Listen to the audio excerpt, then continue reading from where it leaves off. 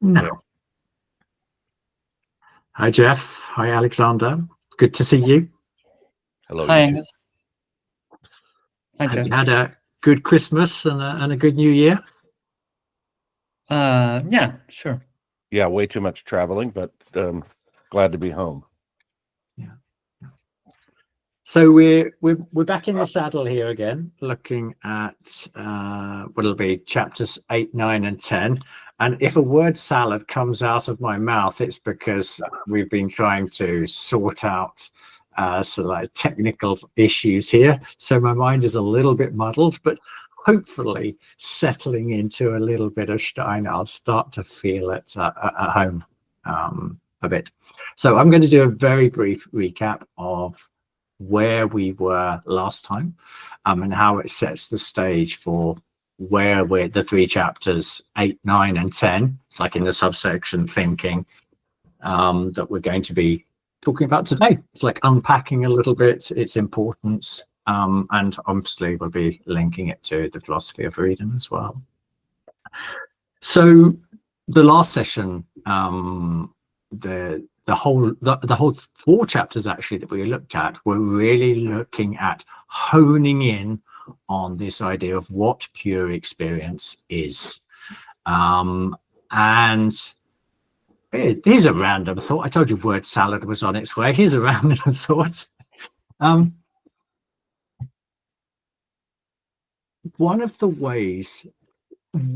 way of characterizing the difference between the German language and the English might be the following. In German, you've got this amazing conciseness, if I could put it like that. There's an exactness with which the Germans are supremely adept at creating concepts, clearly delineating different ideas, and giving them names that when you know German, you can intuitively go, yeah, I mean, now that I've got that clear in my head, of course it has to be called that. In English, we tend to be a lot more playful with the language, in the sense that words have multiple meanings. And all that I'm saying about English doesn't mean to say it doesn't exist in German and vice versa. I'm talking about extremities. Okay, so in German we've got this conciseness, and in English there's this flexibility with language. And what Steiner, in the previous chapters that we looked at, he was being the archetypal German. It's like, bang, here's a clear concept. It's pure experience. And this time today, we're going to be looking at another bang, clear concept, so that we can then begin to move with on firm footing as we go through both these chapters and the following chapters. But already in chapter 10 today, we'll begin to see why this conciseness, this almost, it might to some ears sound pedantic, but this conciseness really helps us to delineate. So I think it's worth emphasizing that apologies if we sound like pedants when we're talking here, but there's a necessity in doing so if we want to arrive at these clear concepts. Okay, so that was the word salad. I think it came out fairly coherently anyway. So back to what we were doing last week, 3-4 weeks ago when we last met. We were looking at pure experience, and we were left with one way of summing up this whole attitude towards pure experience. Steiner calls it appearances to the senses. Right at the end of chapter 7, the appearances of the senses, and that's where senses can mean something. It's not just the physical senses, it's where it's any form of experience, but highlighting that and until thinking starts working its magic, until thinking starts linking these two or linking phenomena within the sense realm, then they are all sort of like, it's like segments. It's like individual snapshots of whatever it is we're looking at, without the glue holding them together. So glue is a word that's I use quite often when we were talking about this last time. So these 3 chapters are about, let's look at that glue in detail. Let's get some real clarity about this glue that we're using to link together what the intellect has divided up. And already in chapter 8, if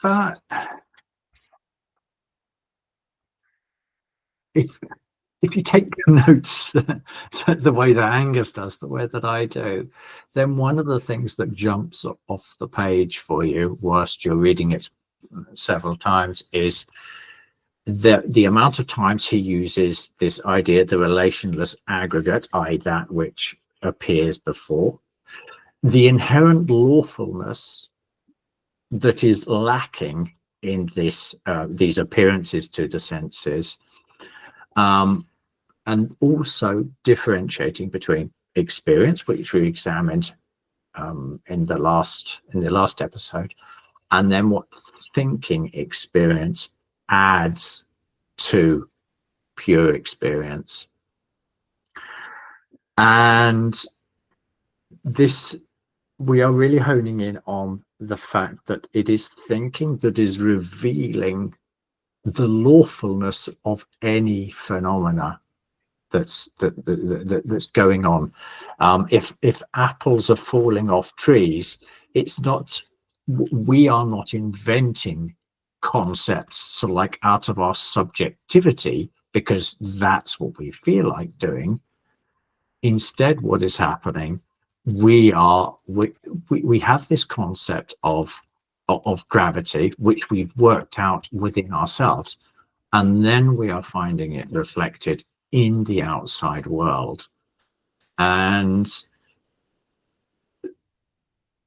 so it's this lawfulness aspect, the finding of lawfulness within whatever phenomena we are looking at. This is what thinking experience can do, which pure experience is incapable of doing. It's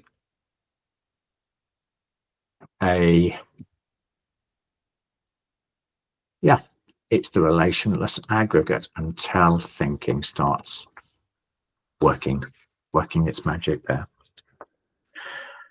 What about you guys? What are you taking away from chapter 8?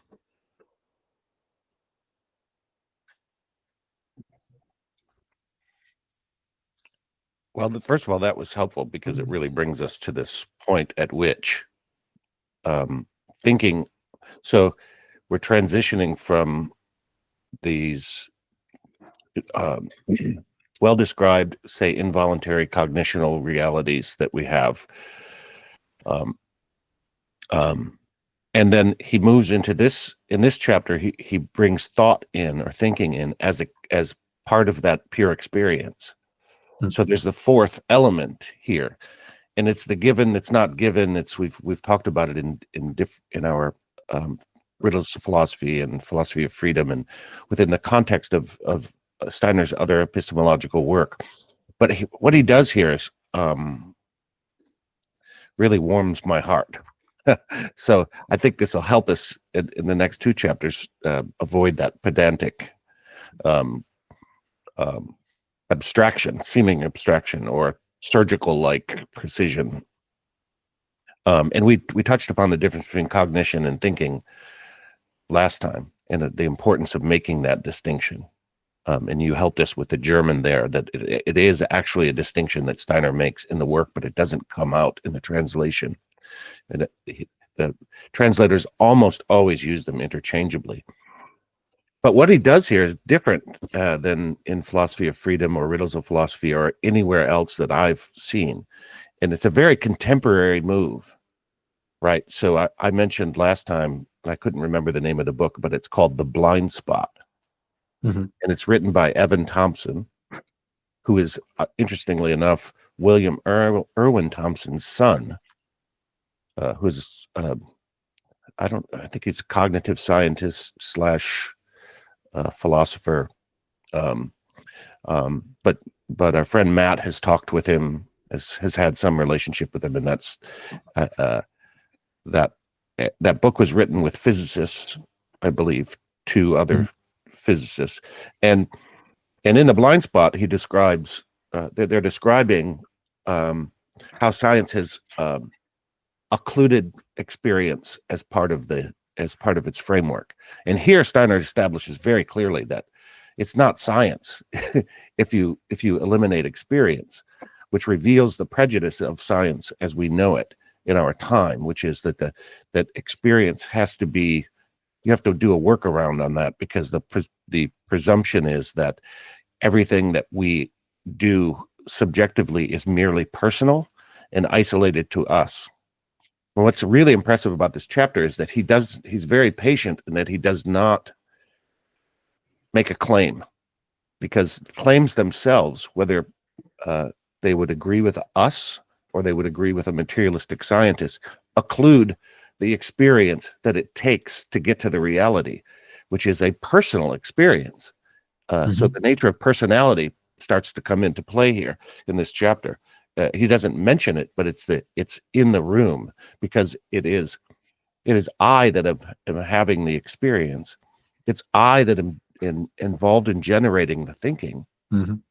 It's and it's I that lives by virtue of that thinking. And so then that begs the question, is this a reliable process?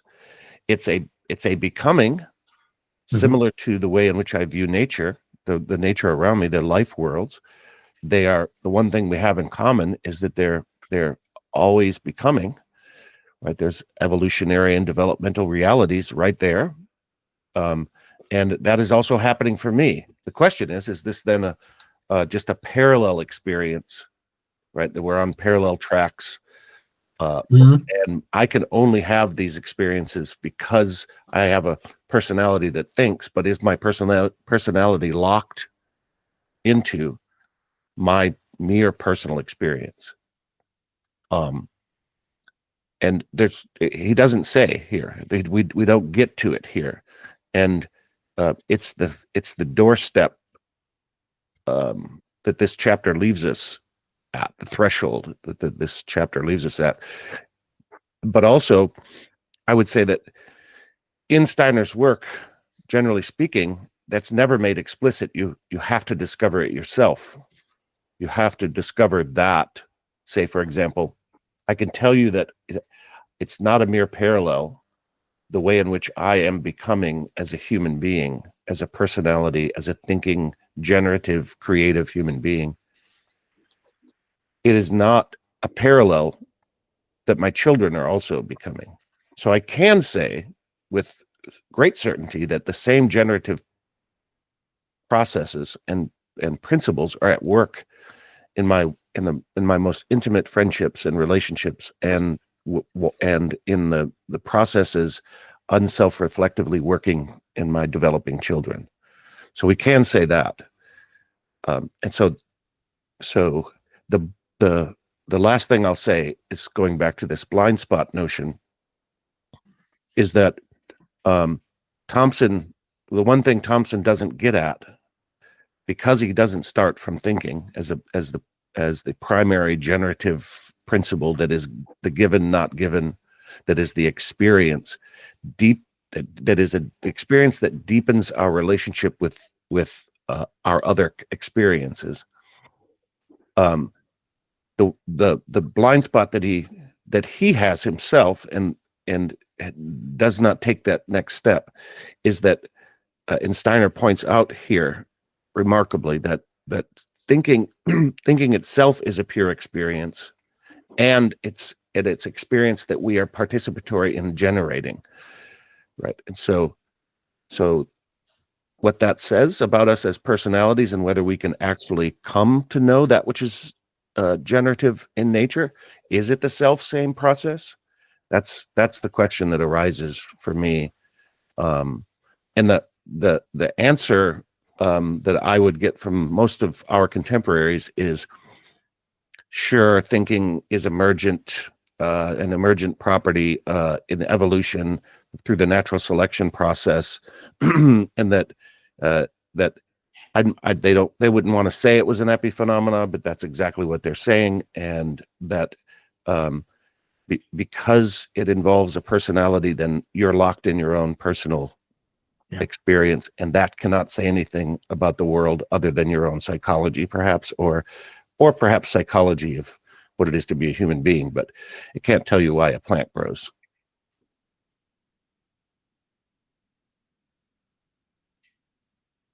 It's a very interesting, Jeff. Well put. Yeah, and a lot of interesting thoughts that you also shared, parallels to this chapter. I think for me, one thing is this double nature of thinking, that it is both pure experience, but also but also thinking itself as a way or a path to make, for us to understand phenomena and to understand thinking itself.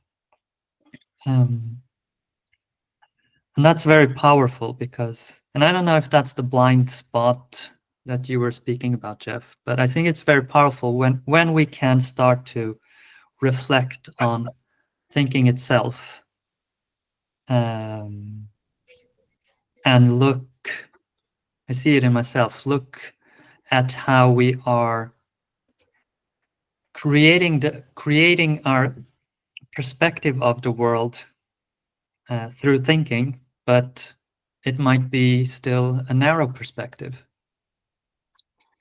And we are blind to that. Whether it's, it could be narrow or biased. And so it's only through thinking that we can sort of expand our perspectives. And thinking as self-generative will, in a way, expand by itself as well. It becomes its own sort of becoming organ, as you also were mentioning, Jeff. And that sort of happens almost only by seeing it through thinking. So there's sort of an openness that can happen, and with practice, those organs, those more expansive organs, sort of tend to grow and establish themselves in our consciousness. And then there's this question towards the end of the chapter, how we can trust that process, that is giving us a truer picture, let's say, of the world.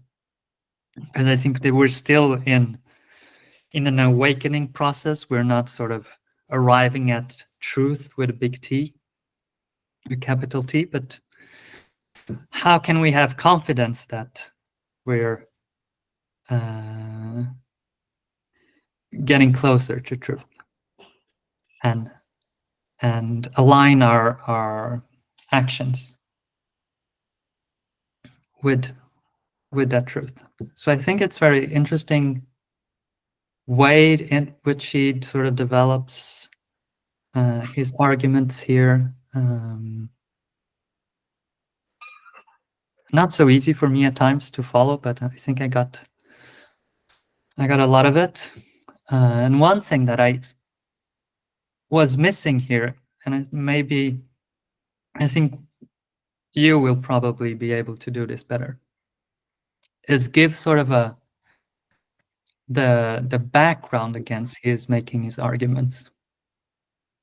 Because it's not, I can find some sort of connections with what I know about science and philosophy in our days, but I'm sort of missing the background in Steiner's time, because it feels that he's making some arguments against that the philosophical and scientific culture from his time, but not really, but making that sort of, it's implicit, it's not really explicit in the text. So that would be sort of interesting if we could, or if one of you could sort of dwell on that a little bit. Yeah, I'll make a start there, because it's actually related to a point that I wanted to, already Jeff was preparing us to go down this road to deepen into this chapter. That one of the things that we find in this chapter 8, is this emphasis on the strict adherence to experience, which is the positivist, I can't even say the word, positivist, it's like mantra of science. Okay, it's only true if I can see it. Is a simplification of what positivism means. And he's really pointing out that if we strictly adhere to the idea of positivism, which is still at the root of science, can we observe it? Can we measure it? Then we are dealing with something real as opposed to fictional. But as we've already learned in pure experience, that if I'm just a note taker of pure experience, this happened here, this happened here, this happened here, and there's no glue between them, that's all I am, is a note taker. And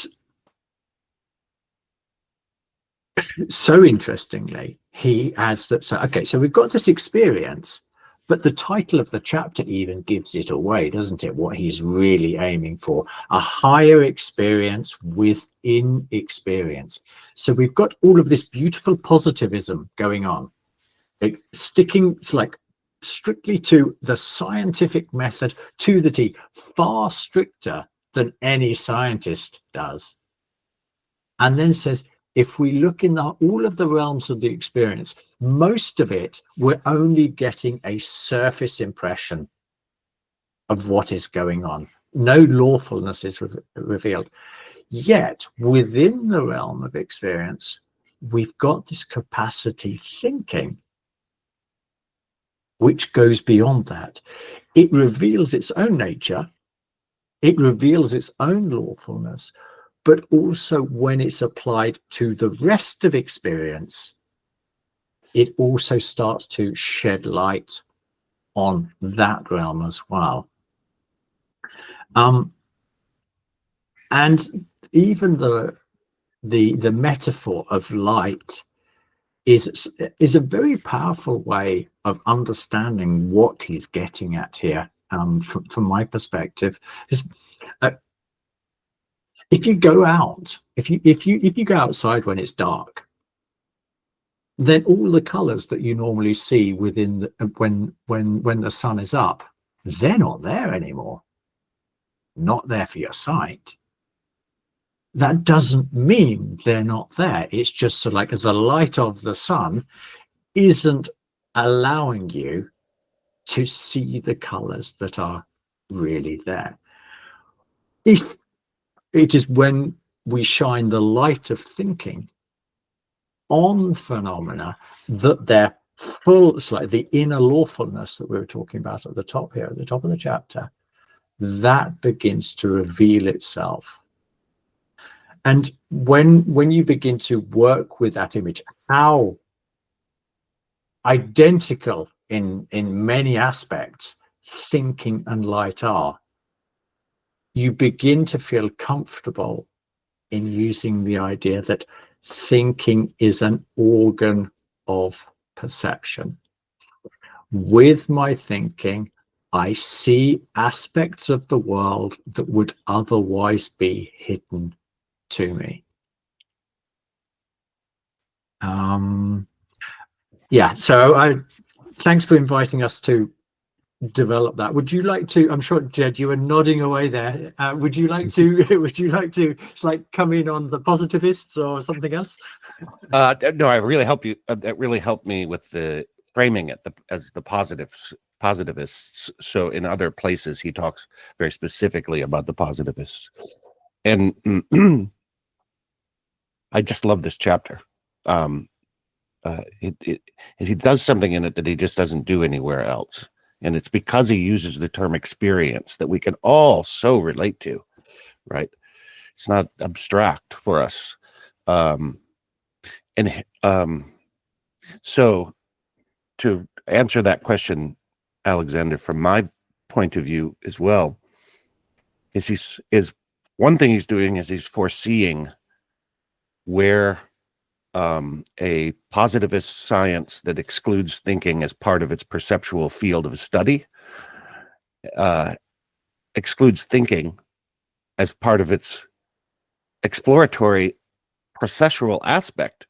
And so he knows what's going to happen, which we're going to end up with the technological and technocratic science of our day that is that doesn't notice how it creates models, why it would be wrong to run simulations of reality and then say that's reality because it's somehow computationally correct in relationship to predictable, apparent predictable windows of perception. He doesn't. He foresees. He's sort of arguing with the future in a sense in this case and saying, whoa, we have a chance here to do real science, right? Let's do away with this notion that human experience in relationship to, particularly in relationship to thinking, can't bear fruit. Nothing, it's going to bear fruit that we have no understanding of the consequence of if we don't take a hold of it. It's an existentially really crucial point. And you actually brought this up. And I feel this chapter strongly as somebody who is steeped in the existential tradition as an answer to the modernist rationalism tradition. And Nietzsche's a very, Steiner referred to him as a martyr for this very process, that it be taken up, that the human spirit should not be denied in our endeavors in technology and science. Otherwise, we would end up with consequences that we didn't understand that we were bringing about willfully, and on and on. I could go with that, right? So existentially, in this chapter, we're brought to this point where, well, I mean, you have to take thinking into consideration. I mean, you have to. It is part of reality. It is an abstraction to say it's not, because you have to use thinking in order to deny thinking. It is part of our organic experience as human beings who are presumably part of the totality of existence. So if we're separate from that totality, that is frightening, to say the least. It's frightening's not even the right word. It's well, you can see why some of the existentialists went into nihilism, right? Because I'm not part of something. I'm not part of something of the greatest possible integrity and moral coherence. Everything is just made up, and so I think he's as much as anything, he's trying to establish something, and he's arguing with Kant and Kant's children, right? And the idea that that there is a thing in itself, or that there's some abstraction. And he even says it here when he talks about the importance of pure experience being crucial to the scientific endeavor, right? He talks about bringing in externals. If you bring in an external, then you've introduced something to the process that's not true to experience. And so this is what he's grappling with, I think. I think it's something that anybody could understand and not even know 18th and 19th century philosophy and the philosophers he was arguing with. He was young enough here, I think, that he was really trying to establish something out of his training, scientific training, that was trying to further science as true to itself.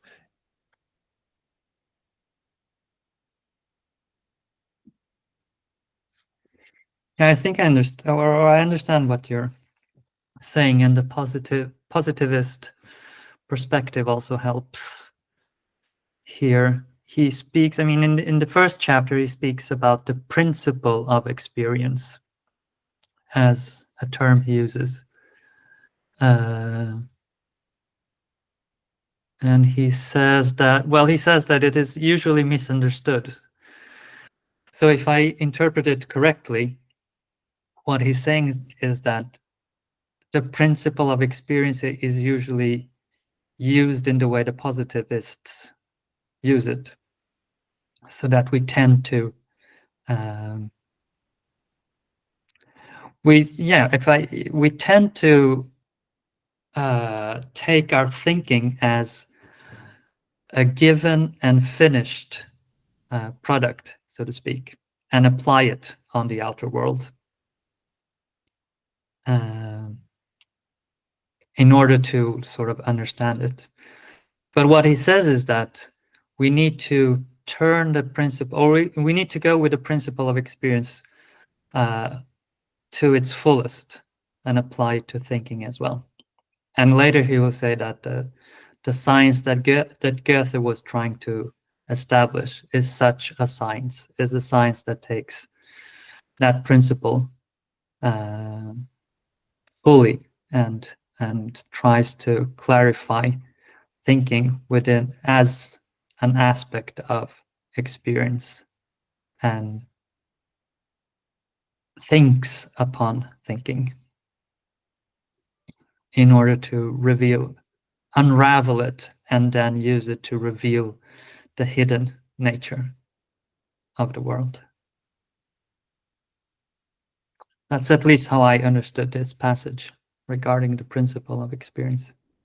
Yeah, there are two things that he does here that speak to the hidden, but also to defining what science is. It's the best definition I've ever seen, and it's just parenthetical, and there he drops it. It is I've established that thinking, I being Rudolf Steiner, have established that thinking is a primary and generative human experience that every person as a human being is engaged in, to the degree that they're participating at the level of the generative in thinking, so that thinking is transparent, and what it produces is also transparent. That's the next step in this equation. But then he says also, he sort of holds the scientific feet to the fire by defining science as the ideal conformity to reality. What does that mean? Right? Oh, that's idealism, maybe a realist would say, or a positivist would say.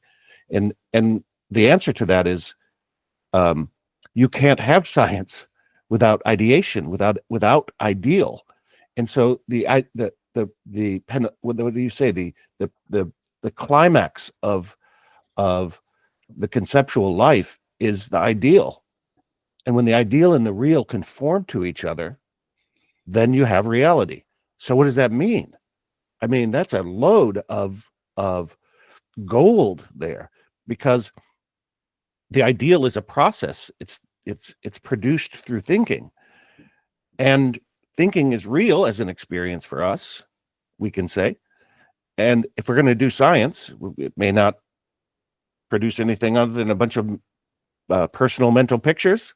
We haven't established that yet, but if we're going to do science at all, then the ideal and the real have to conform. If we give that ghost up, we're giving up science, and we're dealing with some sort of technocracy or ideology, right? I love that phrase, the ideal conformity to reality. very Aristotelian sounding, isn't it? Hmm. I mean, when you really give it musculature, and it's not just oh, so it's just these ideal representations of reality. Is that what you're saying? It's like, no. If our ideals conform to reality, that means reality has something that has to do with forming ideals in the first place. That has to do with the organizing principles and generative functions have something to do with what we call thinking. There's something else that he says a bit. I'm just going to take on that and rephrase a little bit what I said before. Because further on, he will say, let's see, where is this?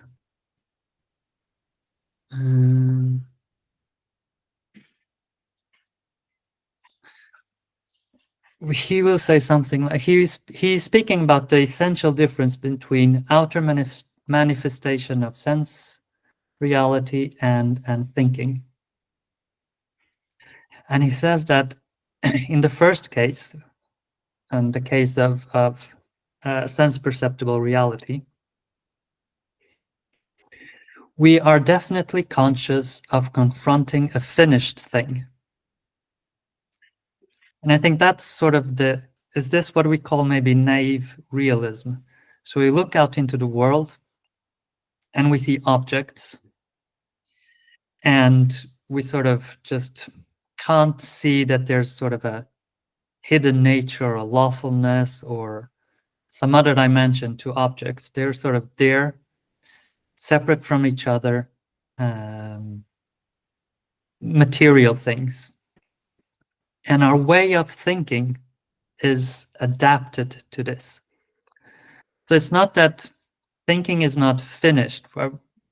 We are still creative within our thinking, but our creativity is mirroring the way we perceive the world.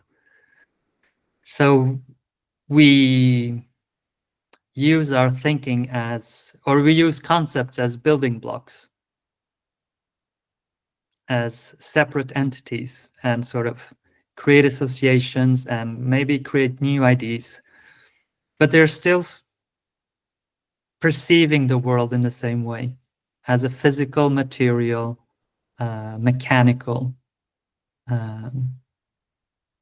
world of objects. So in that sense, maybe that's what I was sort of saying about this self-perception that thinking is a finished product, that there's no sort of way to go beyond that perspective that sees the world as materialism would see it, as a collection of separate objects. Does that make more sense, maybe?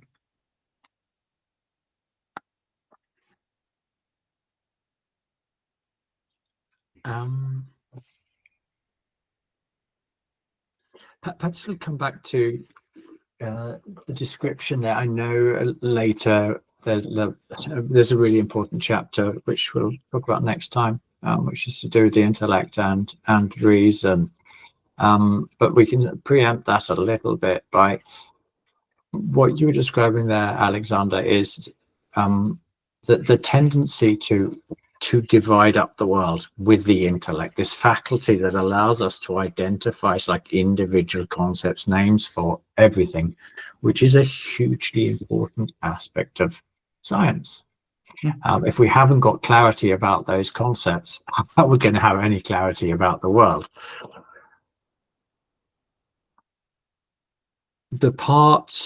So if you like, there's this excessive tendency to split up the world, to chop it into little pieces.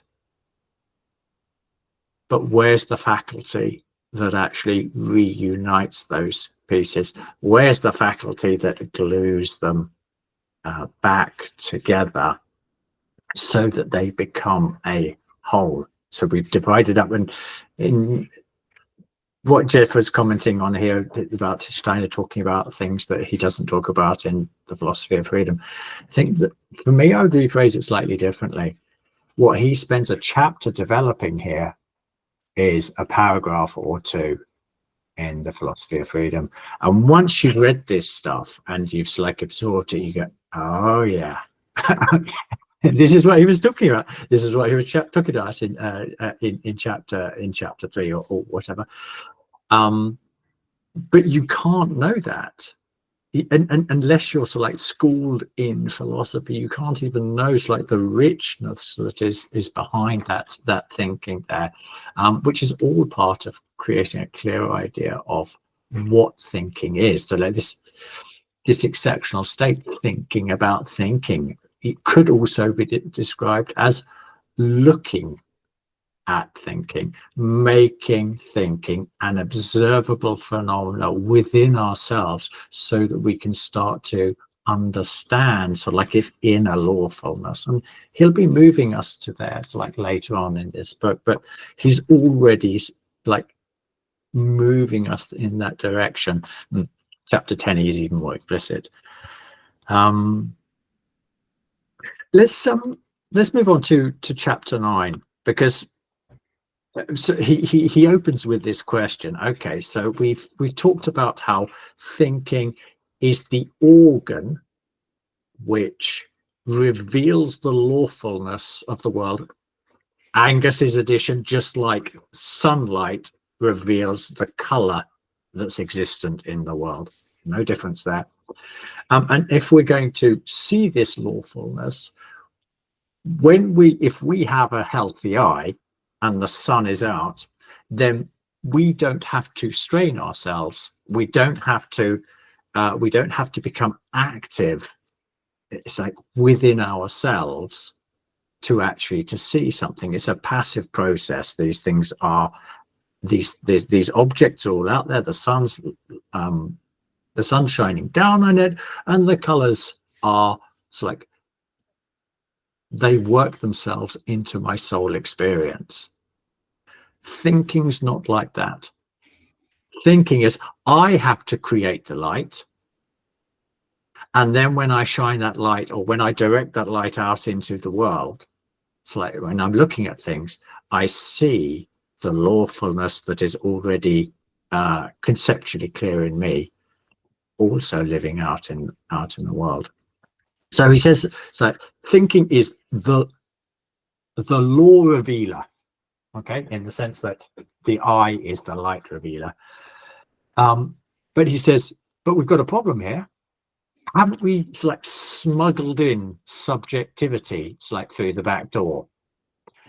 And this is really interesting because I rudely interrupted you last time, and Alexander, I don't know if you remember when you started talking about consciousness and experience, and I was preempting what I know is coming. That he's saying this. The title of this chapter is Thinking and Consciousness. Mm-hmm. Thinking is an objective revealer of truths. It's like when in thinking I discover a truth, let's say the parabolic trajectory out of Philosophy of Freedom, the parabolic trajectory of a stone that's thrown. Yeah, there's nothing subjective about that. That is a truth that is true about all stones that are thrown. But where is that truth manifested? In my own subjective consciousness. And this is the field that he's entering into here, saying, so okay, so it seems as if we've smuggled in this subjective faculty by the back door, but he's saying no, you've got to learn to distinguish between, so yes, your activity is required, you have to turn on that inner light, but what that light is revealing is not dependent on your own whims and fancies. It's the revealer of truths that are out there. And so this picture that he begins to create, which is also something we know from the Philosophy of Freedom, but here we get this solid foundation, is we begin to experience how it is thinking itself which is the unifier, the creator of subject and object. So there's the world out there, and thinking engages with that and discovers its sort of like its lawfulness. But within that field of experience, there's also this thing, that I seem to be involved in my own consciousness, and that also has its own lawfulness. But what is it that's able to sublimate those two and to see that subject and object are aspects of a whole? It's the thinking activity, is this bridging activity where you really are taken beyond the mere subjective, which is what Kantianism and all the adherents to Kantianism say that you cannot escape from. But here he's making crystal clear, if you really understood the difference in nature between thinking and the stage on which it happens, your consciousness, then you wouldn't make the mistake that Kantians and other people make. So that's for me is what is going on in so the essence of what is going on in 9 there. Anybody else like to comment on that?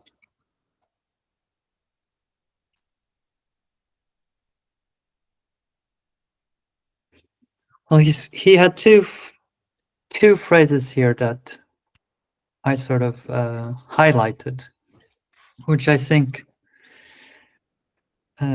expresses those ideas, Angus, a little bit. One is, living closely to the ideal world means working one's way into its thought center. And then, actually, I'm not sure if this was me rephrasing it, but anyway. Another one is, thinking is what is most near to us. And in a way, it is a bit like what you're saying. We need to, we're sometimes or many times we're sort of identified with a perspective, isn't it? And that is sort of our subjective point of view. But if we turn the light on that perspective and objectify it, then we come nearer to our center.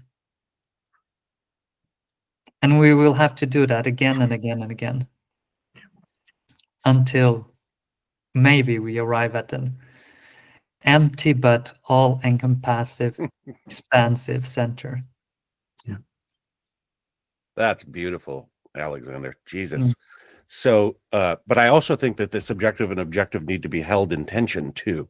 That when you make that which is subjective objective, and you make that which is objective subjective, you don't make it that way because you want to. You make it that way because thinking makes it so.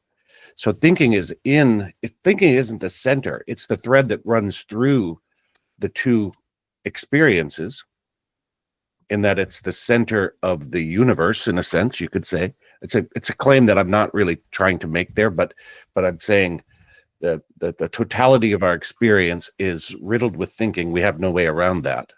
And then the personal experience we have is objectively a thinking personality that mediates between the two. So I would say the center is the personality. And I emphasize this word personality because I'd like to take it back from the puny psychology that has operated on us and is operating on us through behaviorism, through propaganda. The personality is central here. It's not the identity of that personality. It's the generation of that personality through the inversion of thinking, through the inversion of the object subject, such that they maintain a tension for the individual to mediate. And that's what I heard you say, something like that, and so saying it with my own language. and maybe from a, say, psychological science, psycho-spiritual scientific perspective, because experience is held throughout these three, what do you say, configurations, through concept development, through perceptual, holding the percept and allowing cognition to fire inside it. And then the other thing I wanted to add then, that's related but not, it's related, is he does this in Philosophy of Freedom, but here it's more processually. Oops. You're still there. Okay, I see. It's a phone call coming in. Sorry about that. It's let's see, where was I?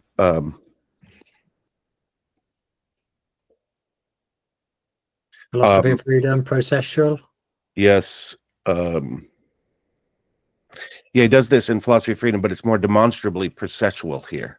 So we're involved in it in a way that I mentioned before. He's discovering. He's doing the work, and it's revealing to him as he writes here. That's why it's so beautifully artistic, I would say. But what I'm trying to get at is this notion that the world is finished without our thinking is ridiculous. It would suggest that we're not part of the world at all, that we're just some mechanical addendum to the world, like the machines that we create are, right? That we're not participatory in the world, and we're not in any way organically part of the world if our most essential nature isn't involved in how the world comes into being.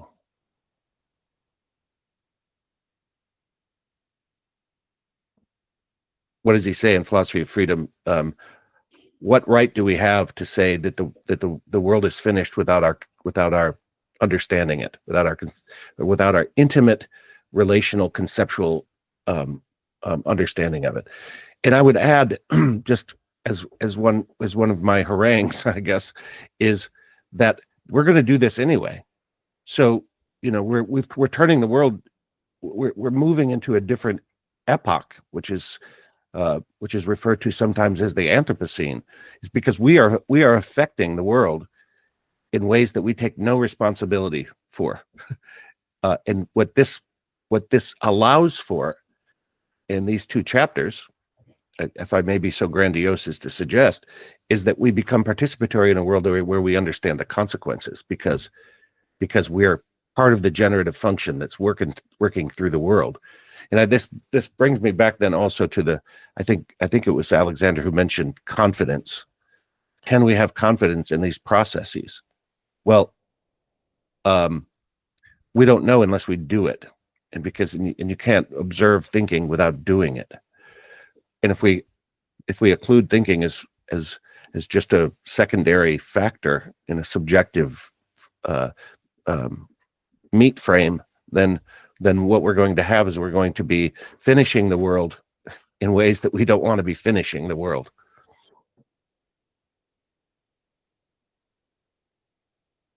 I think that's very important, Jeff, to bring that out. But I wanted just to ask you, when you mentioned this, the personality, if you want to go, just explain that a little bit more. I mean,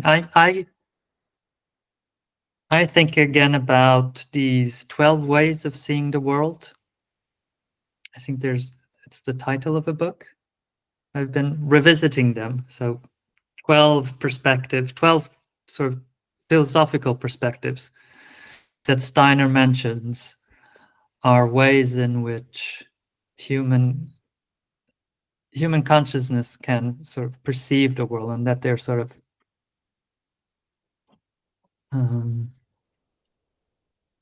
given to us in ways, and that they sort of build up, could be a way to see how they build up our personality. But our personality maybe is larger than that. So I was wondering what you think about when when you say personality. Angus wants to say something. Yeah, I mean, you've really opened up perfectly for the final chapter there, Alexander, and the topic that Jeff talked about with cognition that's going on there. So he starts off, the first line in this chapter is, he makes two statements. First of all, we're going to strictly limit ourselves to the world of thinking. We're going to pretend that the world of all other existence doesn't exist. Okay, there's a nice crystal clear German concepts here, guys. Why? So that we can know what cognition is. And I'm going to stick with this word cognition because this is also something that's become increasingly clear. This, when we did our maths group, this wasn't as clear to me back then, but this is central to this personality question. So we've got the world of percepts, or it's like pure experience without thinking going on here, and we see it. We just have to passively sort of like receive it, all this experience. We've got that going on there. Then we got this world of concepts, which is not my world. I haven't invented it. It's revealed itself to my organ of thinking. But where are they unified? In me, in the personality, in the person. So the German word for cognition is erkennen. Erkennen means to recognize. Erkänna, so känna igen in Swedish. So what you're saying is, I am that cosmic link. It's like you've got this half revealed. I can't remember which side I did it now, but it's like and let's call them like physical percepts. They're going on here. They're not revealing. It's like their true nature to my visual apparatus. They're just sort of like, they're a load of sort of like sensory impressions. It's a light show. Let's call it a light show. A light show, which is this relationless aggregate. But thanks to this other part that is beyond me, it is beyond the subjective and the objective, which shines into me. I, the personality, am capable of linking those two worlds that are separate. So the personality is absolute. The personality is the person. It is that which is capable of cognizing what is not there. It's like for the senses. And there was this was also linked to just picking up on an idea that we didn't fully complete in 9, because he talks quite a bit about Hegel in that chapter as well. But one of the interesting things that he talks about is that there's no element of compulsion in this. I don't force the stone to adhere to the laws that it adheres to. It's like in that parabolic trajectory. It does it, but I observe it. So it's not me forcing myself. It's not the personality forcing itself on there. It's the personality recognizing. It's like the hidden truth that is there within it. Sorry, that should be on that side. That was my spirit side. So the spirit, the truth, how it's then manifested in the real world. And later, he then goes on to talk about in this chapter about really clarifying that this really is thinking is not just this made up element. It's not something, how does he put it? It's not something, it's a mere repetition or a raising above of. It's not something that sorts out essential from non-essential qualities. No, it is revealing essences which pure perception can never reveal. all we see is, when we see a triangle, we see an example of the triangle. We see an example of a concept, but it is never the concept itself, because the concept is the infinity of like all possible triangles to build on the picture that he uses with triangles there. But it's the personality, so me, I in the center, the agent, one of Jeff's favorite words. I'm agential here. I'm capturing the spirit world, and I'm seeing it manifested in the real world. But none of it is my own creation. I am the meeting point.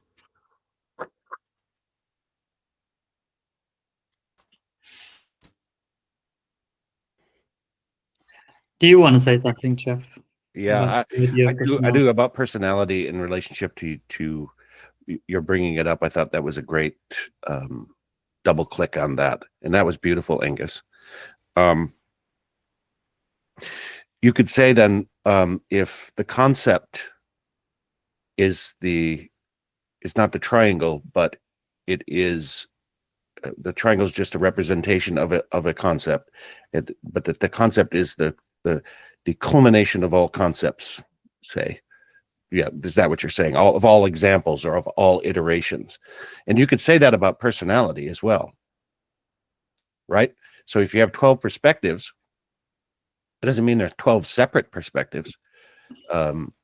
We tend in our personality to be born into a body that has cognitive proclivities toward one or the other. And when I say cognitive, I also mean feeling life, and I mean perceptual life. Some people have better eyesight.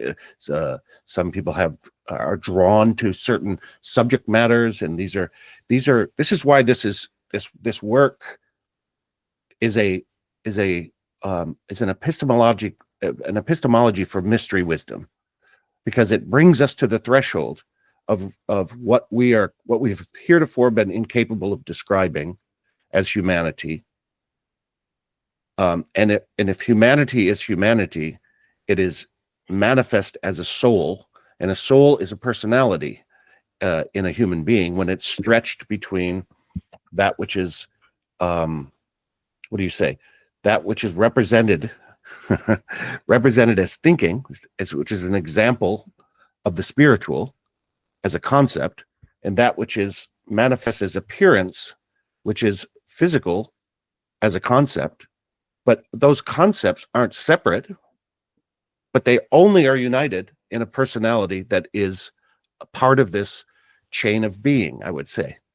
And I don't think it's leaping ahead to suggest that can be inspired knowledge out of these chapters up till now. I think we're staying with the spirit of it if we talk in these terms, particularly with what Angus said about what a concept is. And obviously, personality is a concept.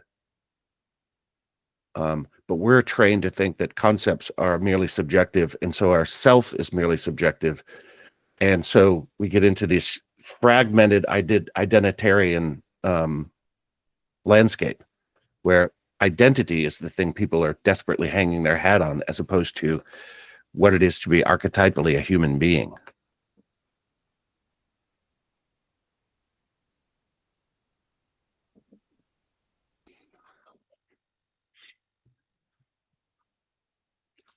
So in a way, I was just thinking here, Jeff, I agree with you that our personalities are still, we are born with a specific configuration, so to say, of several possibilities.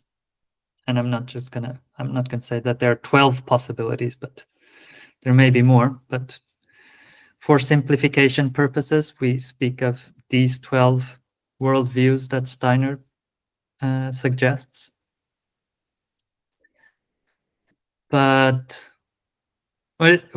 what I was thinking was that, in a way, if we are blind to our personality, even if we're doing even if we have developed our thinking to a high degree, if we are blind to our personality, there will be a bit of subjectiveness in our thinking still, isn't it? So a materialist and a spiritualist, that's one of the polarities. Yes, isn't it ironic that a materialist is the jailer and the guard of his own prison? Right. Because he's imprisoned himself in subjectivity by denying subjectivity's reality. Right. So it's a default. This is why it's degradation. This is why it's destructive, because there's nothing. It's default. Default powerful action on the world without a notion of any implication, and plausible deniability all over the place. Because how could I have known? I don't, I'm just one person. But any personality is, how do you say, will plausibly fall into that error.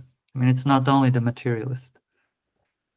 And not only the spiritualists. Of course, no. But I would say that you're either spiritualist tending or materialist tending, or nihilist tending, which is kind of a combination of both of them. It's sort of the spiritualization of nothing and the objectification of nothing as an atheism, which is a sort of God one worships, and a science one is subjected to, like.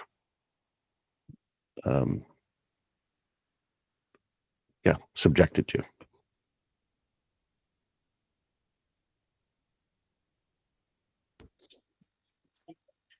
I'd like to touch on the other key thought that's going on this chapter, because he's led us. He said, right, forget normal life as we know it for the moment. We're just in the realm of thinking.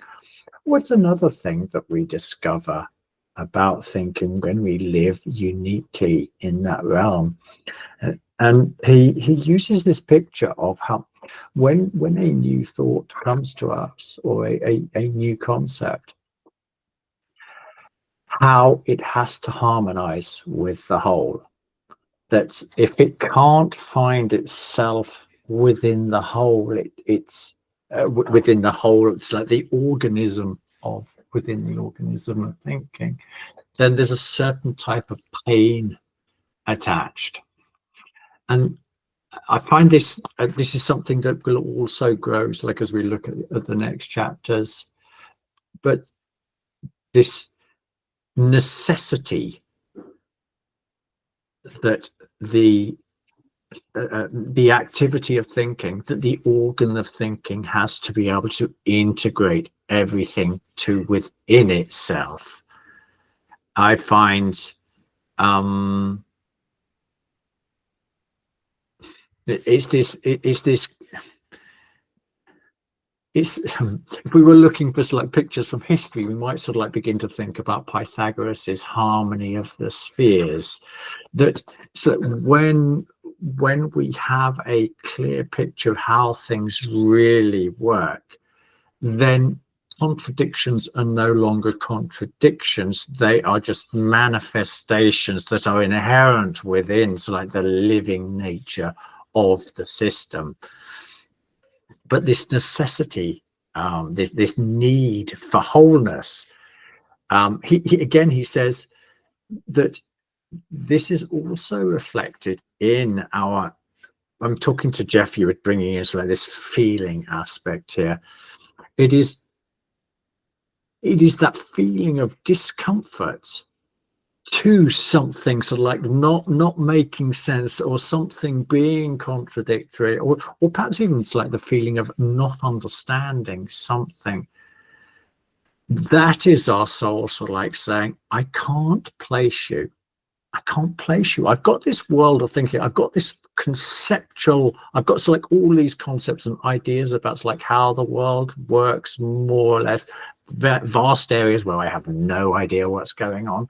But so like with my own so like map of the world, and then this new element comes in, and it challenges me. It challenges my thinking. But when I feel that I'm able to reconcile so like all the previous so like map with so like this new information that initially seemed contradictory, out of place, not reconcilable, that's when I feel that I've taken a step towards the truth. But if they live in tension within one another, the personality experiences that as a type of pain, as and that pain might express itself in, I have to shut it out because I can't absorb it. Don't tell me. I don't want to know. Don't, you know, shut my eyes. And the way I do really appreciate the clarity with which he communicates this idea of the necessity for a wholeness to our thinking, which is initially experienced in our thinking life and drives us, encourages us, doesn't compel us. Our own pain compels us. The world doesn't compel us to know things, but our own inner soul life reacts to the pain of not being able to put the puzzle together. And that for me was came up particularly strongly in this chapter. Yeah, I'm thinking of two things. One is I want to get to the more sort of vital one first, so I don't lose it because it's kind of nuanced. But it's hard not to bring the Christ into the room here, as relates to being stretched between two polarities in the excruciating reality that one feels when one is existentially bereft, like you're saying. And I think it took me a lifetime to learn this, but that feeling also indicates that there is an integrity that's missing from your experience. You know it's there. Why am I not experiencing it? Why hath thou forsaken me? Right. And so there's that. And then really working with this notion that cognition already is existent for human beings because it's part of human nature. Right. There's no dogs don't have a school of cognitive science. Right. There's no John Vervaeke of dogs. Right. So these are endeavors that we produce that mean something out of the continuity of human experience. There's a reason why we have cognitive science and novels and the self-consciousness and the age of the consciousness soul and all of that. It's because we're inherently cognitive beings. And I would argue that changed about 2,000 years ago to be right into our life processes, right? And that we're cognitive at the level of our organs. Like that cognitive. And I think we'll probably get to this in this work the way we're going today, but I won't go there now. Just to say that which is phenomenologically describable, thinking, feeling, and willing, are cognitive experiences that we are inherently born with, that we inherently have. We have a characterological predisposition that has us in different angles on that, but it's a unity of cognition. And thinking is that which then saturates. So the pain is an invitation for thinking to saturate feeling such that it becomes an artistic seeing, a creative cognitive seeing that is saturated, right? And the Lord knows what happens when you develop that in the will, right? That right at the level of organs, what is produced then? Combinatorial explosion, I would suggest, if you don't have a mediating factor like a strong personality.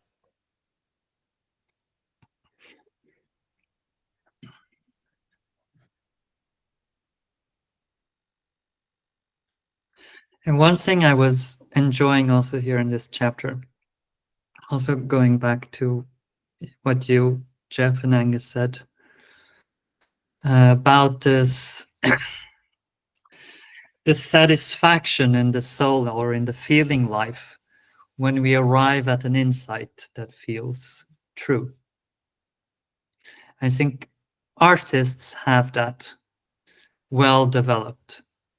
You know, when you're a painter or a poet, you know exactly when your work is finished, when you don't need to add or erase or change anything.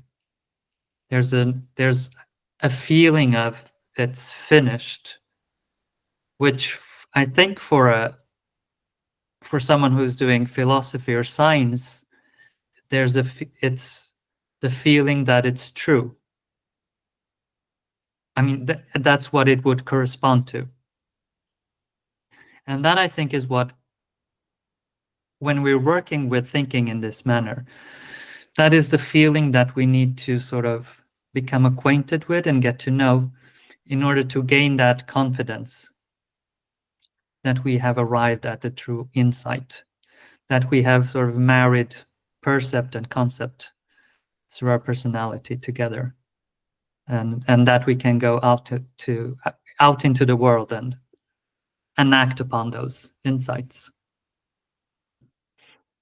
Yes. Wow. Lovely. That's true, good, and beautiful, right? So Right. so maybe a dancer would experience something of the same, what do you say? Oh God. It's of the same unity, but it's so profoundly uniquely expressed in the apprehension of the experience and of the garnering of the experience, the generating of the experience, right? So the kinesthetic would be of the will. What does that feel like for a dancer? I have two friends who are wonderful artists, and I'm going to go ask them as soon as I see them what it is they experience when they know they fucking got it right? Because that's what you're saying. It's good. It must have to do with goodness, like the Lord created the world, and then on the seventh day, man, that was good. I done good, right? Because it's doing. Doing must be goodness. Yeah, it's got to bring those things together. Yeah. So just to add to what both you, Alexander and Jeff, are saying, this concept of what art is really begins to take on a far broader scope. Is what I want to say. I wanted to connect it with this book is it's about Goethe and Schiller and the relationship and the worldview. And Schiller, he defined Goethe as the consummate artist. And an artist is one way of describing what an artist does. It's to take, or so it's the spirit world, what is living in the spirit, and make it manifest. And it's the personality that's moving it through there. And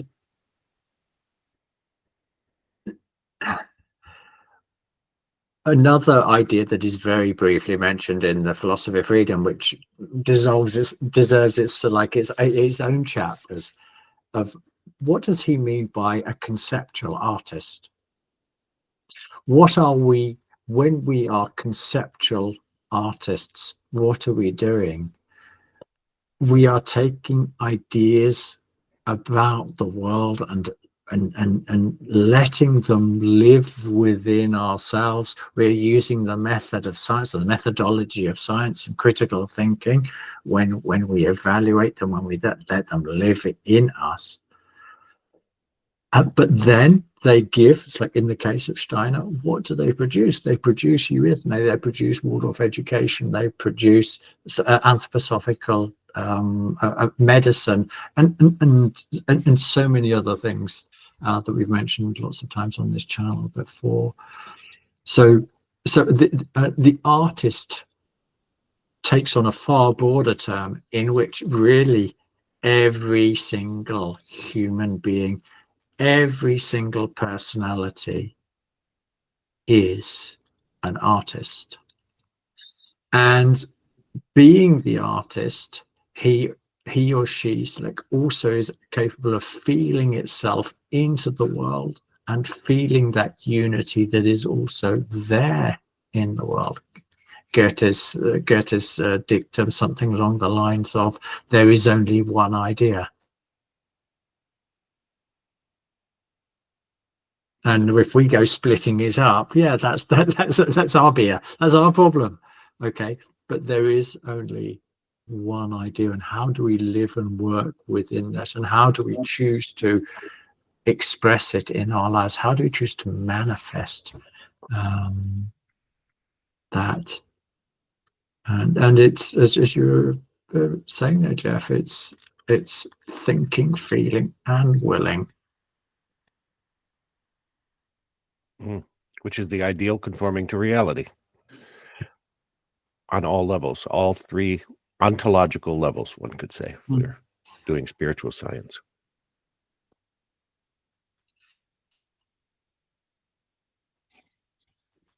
Anything else we want to take up about these three? I think we're three awesome artists. Chapters. I think we're three artists that know when things are tidied up and finished and integrated. That's it, yeah. This was fantastic. I hope that people enjoyed as much as we did. Clearly, we did. We did, yeah. Yeah. I'll do the time-honored button pressing.